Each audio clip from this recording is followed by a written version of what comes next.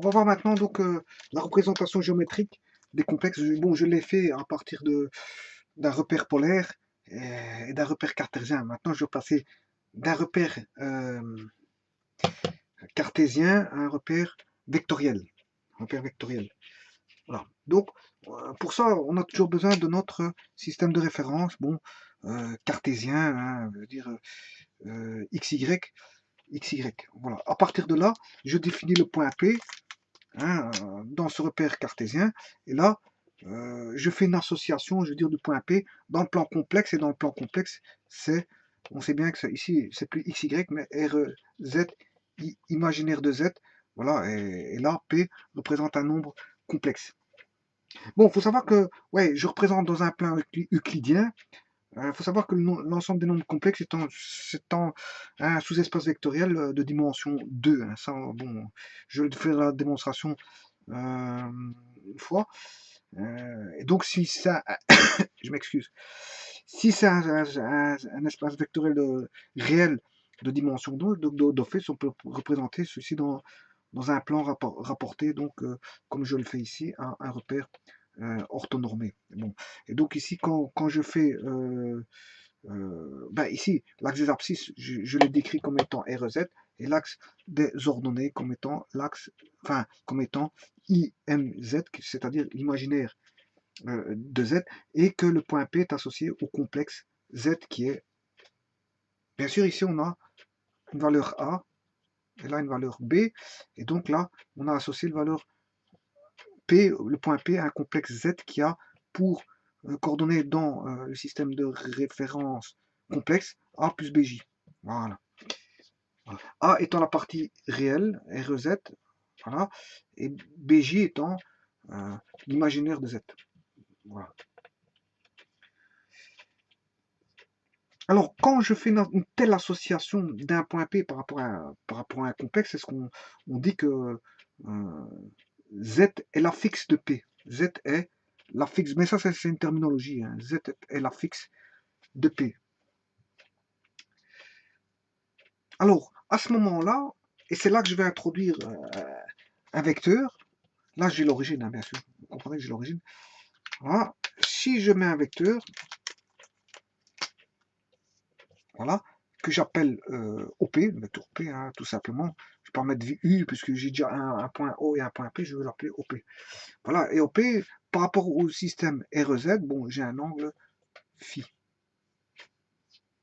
Voilà. Mais un vecteur est décrit par trois, je veux dire, enfin, ici, il y en a même quatre caractéristiques, puisque j'ai un point d'application ici, on ne parle pas de force.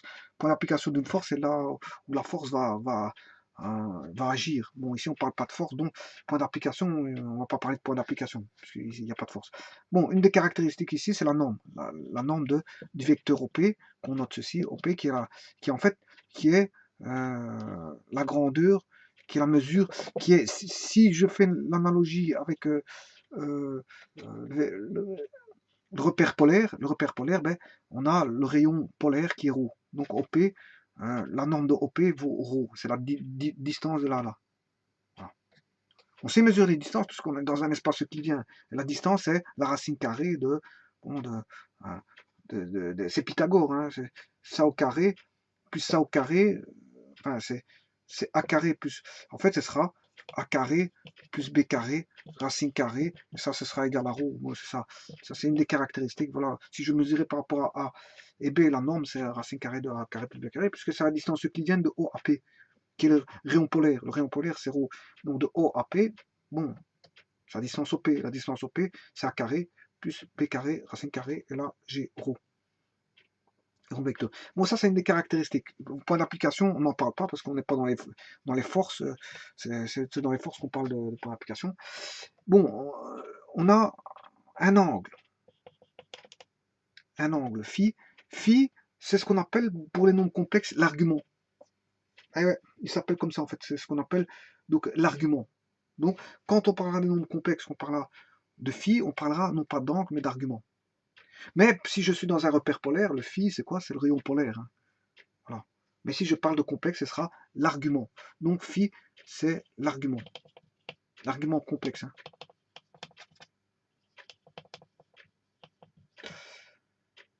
Bon, donc on a bien une caractéristique, deux caractéristiques, et il faut la troisième caractéristique, donc c'est la norme. Un vecteur, il a une direction donnée par phi, la direction est donnée par phi, une norme, je l'ai, et un sens, voilà, le sens. Ben, ici, le sens, il va de O vers P, hein. Dans ce cas-ci, il va de O vers P. Voilà, il y a un sens. De O vers P. Dans ce cas-ci, on va de O vers P. Voilà. Et donc, on s'est associé. Ouais, si je mets un repère vectoriel, je suis obligé de mettre un vecteur U là et V ici, vecteur de base. Hein, parce que je suis en vectoriel, donc si je suis en vectoriel, je suis obligé de marquer. Donc, on aura A fois U plus B fois V. Voilà. Bon, je vais essayer d'introduire ça ici. Donc, pour le passage de coordonnées polaires au vectoriel, donc le vectoriel c'est AU plus BV. Voilà. Et en nombre complexe, ZIV A plus BJ. Ah. Ouais, quand je fais AU c'est un vecteur. Hein. A fois U, c'est le vecteur ici. Voilà. A fois U. B fois U, c'est le vecteur là. Et si je fais AU plus BU, j'ai OP. AU plus B. Voilà. Et là, je ne vais pas aller trop vite quand même, hein, parce que AU plus BV, c'est OP, c'est le vecteur OP. Voilà. Par contre, si je fais A plus BJ, là, c'est Z. Z, c'est le complexe Z. Voilà. Donc, je peux associer à Z au P. Donc, c'est ce que je dis, Z devient la fixe de P. Donc, j'associe, P est associé, je veux dire, P est associé au complexe Z, et donc Z devient la fixe de P. Bon, donc ici, qu'est-ce que je peux écrire que AU, la norme de ceci, de OP, c'est égal à A carré plus B carré racine carrée. Donc je peux dire que la norme de Z, puisqu'il y a égalité entre ça et ça, hein, Z est devenu la fixe de P, donc je peux écrire que la norme de Z, qu'on écrit comme ceci, hein, puisque c'est pas un vecteur, ça c'est pour les vecteurs, mais bon, ici c'est la norme voilà, d'un complexe, donc je ne vais pas mettre deux barres, je vais en mettre qu'une seule. On en met deux pour des vecteurs. La norme pour des vecteurs, on en met deux, mais pour des complexes, on en met qu'un. Voilà, et donc là aussi, j'aurai aussi la norme. Ça sera exactement la même chose. Voilà, A carré plus B carré. Alors maintenant, si je veux l'angle. L'angle, on sait bien, mais ça, je vais chercher la forme. La forme, directement la forme polaire. Hein. La forme polaire, c'est ρ cos phi plus j. Puisque je l'ai déjà vu, je vais vite reprendre ceci. Voilà Z. Voilà, voilà. Donc ici, on sait bien que le A, il vaut ρ cos phi. Et le B, il vaut ρ sinus phi. Il faut voir la forme polaire. Ça va être, si je fais de la démonstration, je ferai la même chose que la forme polaire, donc ça sert à rien. Parce que c'est vraiment ressemblant en forme polaire, vectorielle, c'est vraiment la même chose. Voilà. Il y a un argument et il y a un rayon vecteur OP et un angle phi, voilà, par rapport à l'origine des axes des réels de Z. Donc on a un angle. Mais pour l'angle pour le polaire, hein, on aura, si c'est pour le vectoriel, OP et phi. Mais j'aurais besoin de ρ, qui est la norme de OP, hein, en polaire, et phi qui est le phi ici, l'angle là. Donc le ρ polaire, c'est la norme ici, et le phi, ben, c'est le même phi. Et ça ne change pas. le phi polaire, donc l'angle polaire. L'angle polaire est l'angle qu'on a par rapport à l'origine pour exprimer l'angle d'écartement entre l'axe de référence qui est RZ et le vecteur OP, ben, c'est phi. C'est le même phi qu'on retrouve pour l'angle polaire. Voilà, donc je peux écrire les écritures polaires, l'écriture polaire, ρ cosinus phi plus j sinus phi égale z, nombre complexe. Et là, je l'écris ici et je vois tout de suite que A c'est ρ cosinus phi et B c'est ρ sinus phi.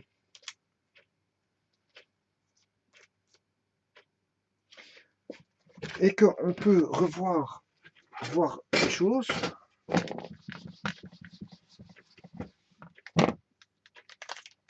C'est que ρ cosinus phi plus ρ sinus phi est égal à z. La norme, si je veux la norme, ben je dois faire ρ carré cos carré phi plus ρ carré, ouais, c'est un, j'oublie un j, j carré sinus carré phi, et ça c'est la norme de z. Pour autant que je mette la racine carrée. Sinon ce sera, si je ne mets pas la racine carrée, je dois mettre un carré ici. Voilà. Donc là je mets ρ en évidence, ρ carré, cos carré plus cos carré phi, plus j carré, ça fait moins 1 au carré. J carré c'est moins 1. Enfin, j c'est racine carrée de moins 1. Ouais.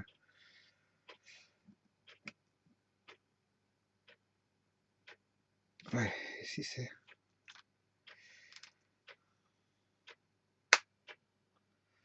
Ouais, au carré.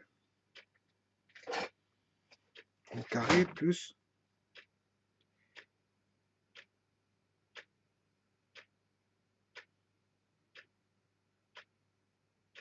Non, la norme, c'est... La norme, on a dit que c'est A carré plus B carré. Il n'y a pas de J dedans. Hein. Attention à ça. Attention à ça. La norme c'est A carré plus racine carrée de A carré plus B carré. Or A carré, A c'est ρ cos phi. Et B c'est ρ sin phi. Donc il n'y a pas de J dedans. Il faut retirer le J d'ici. Sinon j'aurai un moins 1 qui va intervenir. Et là, bon, ça change toute la donne. Donc ici, j'ai pas de J carré. Hein, je m'excuse. Voilà. Donc c'est ρ carré phi plus sin carré phi. Et ça, c'est la relation fondamentale de la trigonométrie. Ceci, ça fait 1. Donc il va rester, la norme vaut ρ carré. Et ρ carré, on sait bien que c'est A carré plus B carré. Racine carrée, si on regarde ici.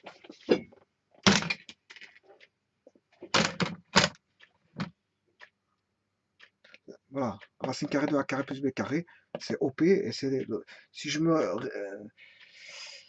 si je fais l'association avec le rayon polaire, ρ, ben ρ c'est A carré plus B carré, puisque c'est la norme d'OP. La norme d'OP, c'est ρ. Alors, donc ρ, voilà, ρ carré est égal à la racine carrée de A carré plus B carré. Et ça, c'est un nombre de Z.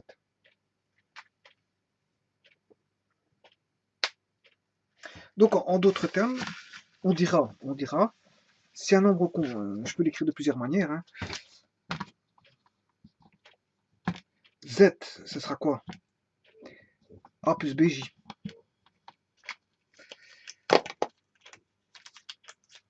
Le module Z sera égal à A carré plus B carré, racine carrée. Il vaudra aussi ρ carré.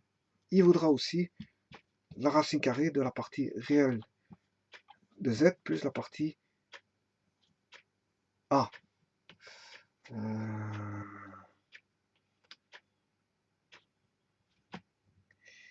Imaginaire de Z au carré, mais sans le J.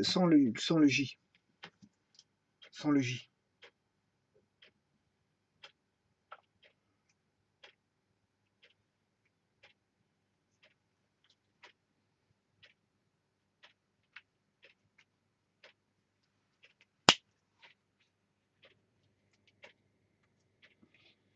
C'est sans le J. Attention qu'imaginaire, normalement, réel, si ici j'ai A, là c'est GB, j'aurai B. J'aurai BJ, oui, BJ. Et là, c'est imaginaire de Z. Et là, c'est réel de Z. Bon, pour le réel de Z, c'est pas un problème, je vais mettre A. Mais pour l'imaginaire de Z, là, il soutient le BJ, mais je dois enlever le J là-dedans, parce qu'en fait, c'est pas tout à fait vrai, ça, hein. Quand je dis imaginaire de Z, c'est imaginaire carré de Z sans le J. Voilà, sans le J, il faut pas mettre de J, sinon vous allez avoir un moins. Si vous mettez J carré, vous allez avoir un moins ici. Donc, attention à ça, c'est l'imaginaire de Z au carré sans le J.